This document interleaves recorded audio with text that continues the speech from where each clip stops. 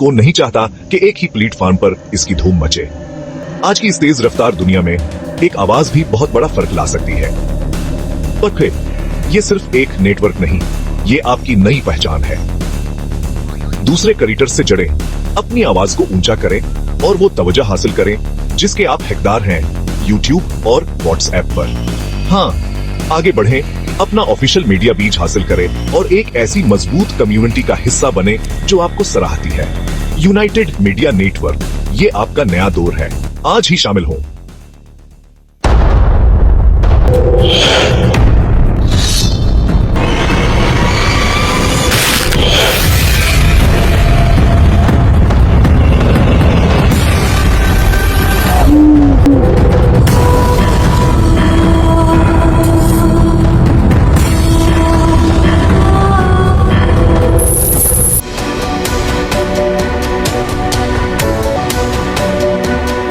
अस्सलाम वालेकुम। आज हम वैसे तो अमूमन मुनीर गद्दी से इंटरव्यूज़ के लिए आते रहते हैं मुख्तलिफ मौज़ूआत पर, लेकिन आज जो कि इस वक्त शहर की हॉट ऑफ टाउन स्टोरी बना हुआ है और मौजू बना हुआ है, हर ज़बान पर, हर कहवाखानों पर और हर जगह एक मौजू चल रहा है, वो हो क्यों ना हो, क्योंकि मामला है सदर टाउन का। और सदर टाउन तमाम शहर भर के, क्योंकि सदर के मायने दिल के होते हैं, तो इसी वजह से ये मौजू भी बहुत ज़्यादा हॉट हो गया है।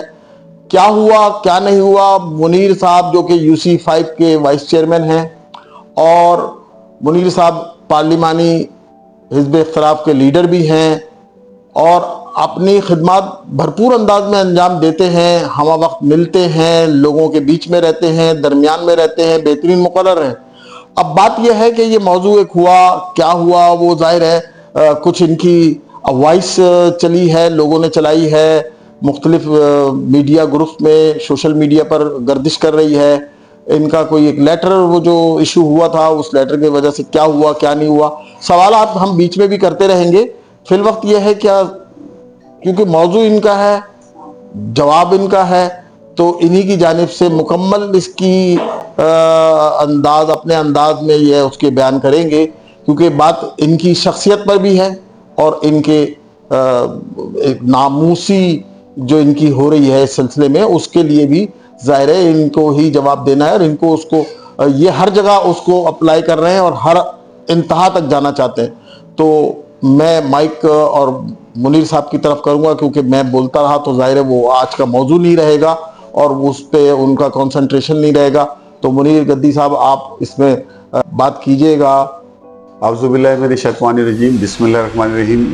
जैसा कि अभी इंट्रो में राणा साहब ने बात की सदर टाउन के हवाले से, और सदर टाउन का एक बहुत एक इशू बहुत ज़्यादा इस वक्त गर्दिश कर रहा है सोशल मीडिया पे, और सोशल मीडिया की जीनत बना हुआ है कि गुज़श्ता जुम्मे सदर टाउन में क्या हुआ। सदर टाउन में गुज़श्ता जुम्मे धोखाधड़ी के साथ, बेईमानी के साथ एक वोट ऑफ कॉन्फिडेंस ले लिया गया और जिस पर एक बहुत बड़ा इशू बना।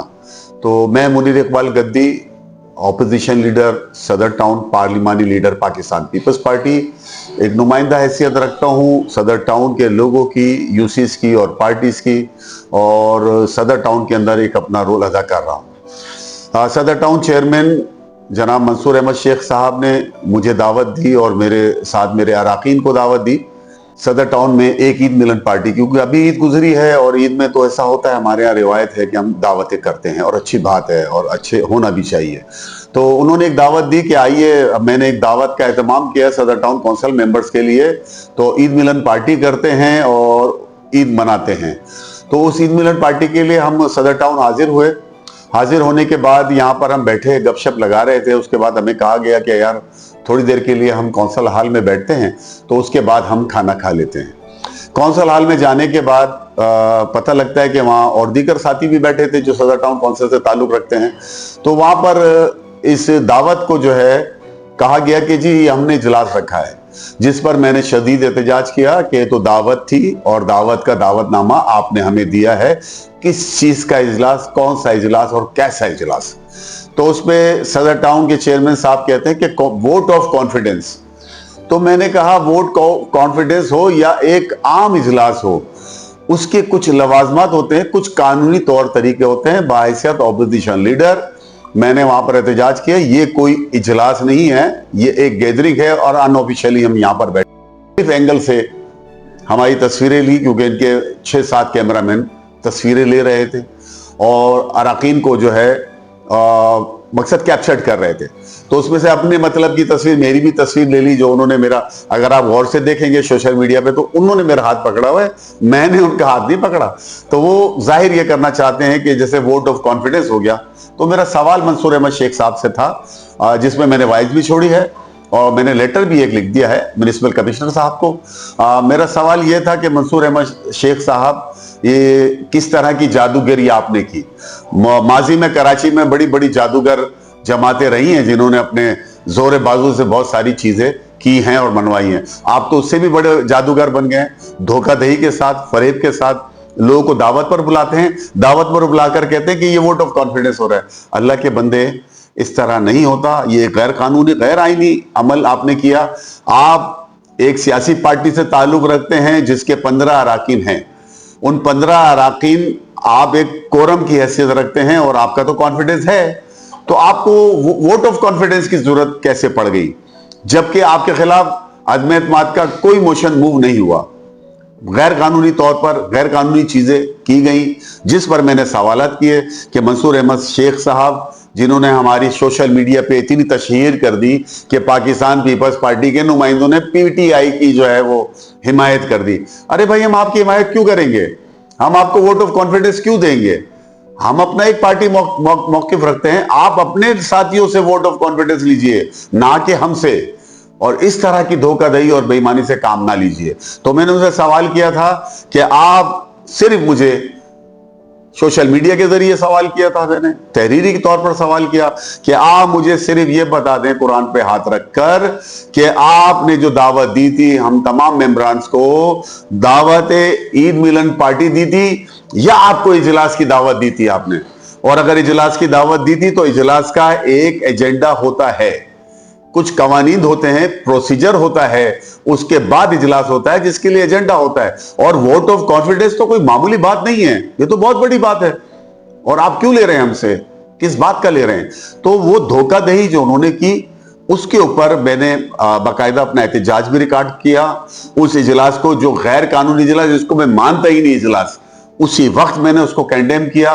कंडेम करने के बाद दौरान कंडेमेशन से जब मैं कर रहा था तो मेरे ये इत्तेफाक के तौर पर हाथ चलाने की मेरी आदत है। उन हाथ चले हुए हाथों को उन्होंने कैमरे से कैप्चर करके दिखाने की ये कोशिश की, जैसे ये मेरी पोजीशन है इस वक्त कैमरे में बात कर रहा हूं आपसे, तो वो कैप्चर करने के बाद दिखा रहे हैं कि मैंने अदम एतमाद में इनका साथ दे दिया। और भला यार, गजब की बेईमानी आप कर रहे हैं। तस्वीरें भी आप चला रहे हैं। मैं भी एक सियासी कारकुन हूं, एहतराम करता हूं दूसरी पार्टी की क़यादत का, और आप हमारी तस्वीर इमरान खान साहब के साथ चला रहे हैं। लीडर हैं, मैं भी उनका एहतराम करता हूं, पीटीआई के लीडर हैं। ये जुल्म नहीं किया मंसूर शेख साहब आपने?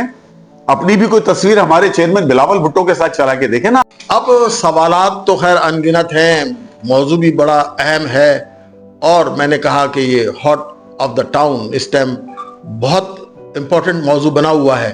तो उसी पर एक सवाल, जाहिर है हम कोशिश करते हैं कि चुपते हुए सवालात ना करें, लेकिन ये बनता है और बन भी जाता है। और मुझसे कुछ और सहाफ़ियों ने भी ये सवाल कहा है, किया है कि आपसे अगर मैं आपका इंटरव्यू लूं तो आपसे पूछूं कि ये जो सोशल मीडिया पर और ऐसे ऐसे ग्रुपों में जहां बहुत ज़्यादा व्यूअरशिप है, फॉलोअरशिप है, उन पर आपका वॉइस, आपकी लेटर और वो जो दावतनामे, बेसिकली मीडिया, सोशल मीडिया का यही होता है तरीका कि जो भी एक खास खबर होती है उसको खुद उठाते हैं और लिफ्ट करके फिर दूसरे चैनलों पर, दूसरे ग्रुप्स में डालते हैं। तो क्या ये अजीब सा सवाल हो रहा है कि कुछ लोग कह रहे हैं कि जी आप बिरयानी के सिर्फ किसी एक प्लेट पर आपने ये सौदेबाजी की अवाम के खिलाफ, या फिर आपने अगर बिरयानी की नहीं तो क्या करोड़ों रुपए लेकर आपने ये इस किस्म का कोई घिनौना किरदार अदा किया?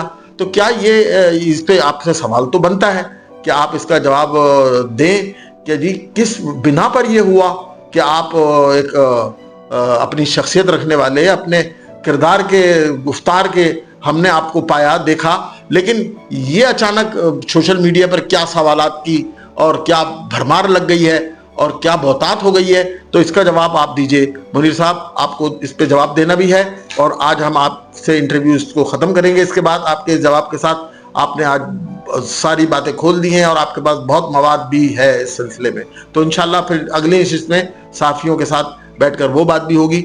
सरे दस्त तो आप ये जो बिरयानी की प्लेट और करोड़ों रुपए का मामला लोगों के जहन में आ रहा है, कुछ दोस्त कर रहे हैं या कुछ दुश्मन नुमा दोस्त कर रहे हैं, तो वो चीज आपको जवाब देनी है।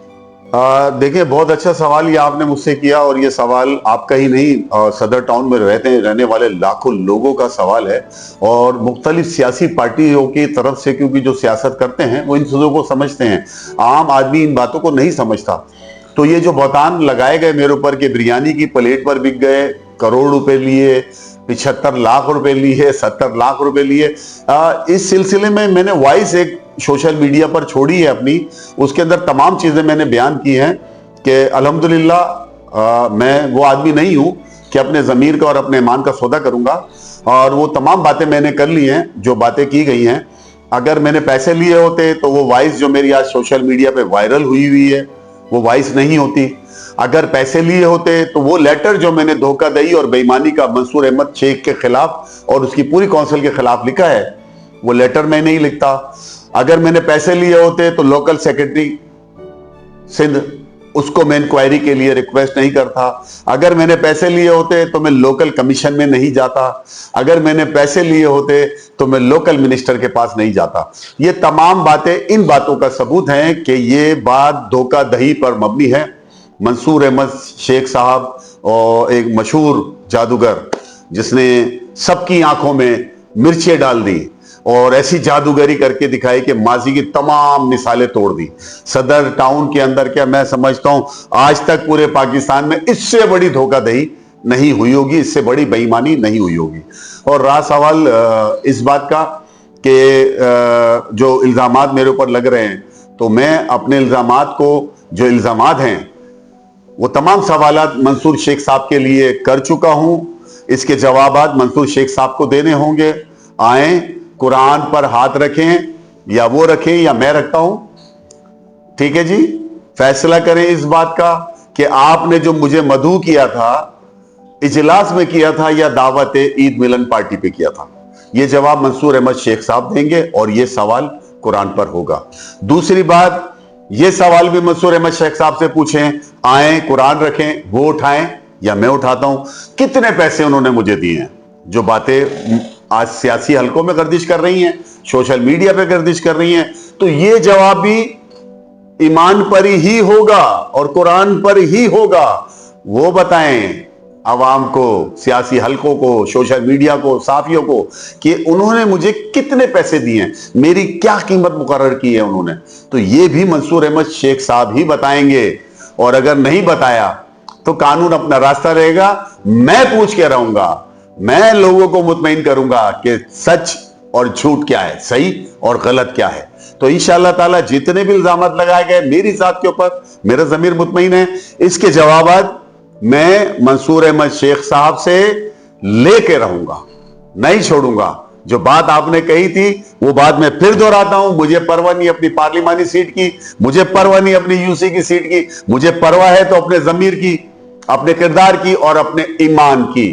तो अब बचना पड़ेगा उन लोगों को जिन्होंने बेईमानी की है, क्योंकि बेईमानी ज्यादा देर चल नहीं सकती। जब सच आता है तो बातिल गिर जाता है। तो ये मैं करके रहूं। बहुत बहुत शुक्रिया।